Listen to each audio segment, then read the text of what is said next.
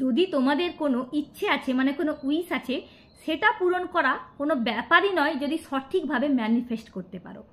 Manifestation শুনেই সবাই ভাবে খুব জটিল ব্যাপার, কিন্তু তা নয়, এটা খুব সহজ ব্যাপার। এটার জন্য তোমাদের যেটা করতে হবে, রেগুলার তোমাদের মনের মধ্যে এটা বসিয়ে নিতে হবে যে তোমরা এটা পেয়ে গেছো, মানে যেটা তোমরা চাইছো, মানে যেটা তোমাদের উইশ বা ড্রিম আছে সেটা তোমাদেরকে পেয়ে গেছো, এটা তোমাদেরকে ভাবতে হবে, এটা তোমাদেরকে রেগুলার ভাবতে হবে। এইভাবে যদি তোমরা ভাবতে থাকো দেখবে সেটা অ্যাচিভ করা কোনো ব্যাপারই নয়। তো আজ যে রেমেডিটা আমি তোমাদের সাথে শেয়ার করতে চলেছি তার জন্য তোমাদের যেটা করতে হবে, তোমরা কি করবে, একটা ছোট্ট হোয়াইট কালারের পেপার নেবে।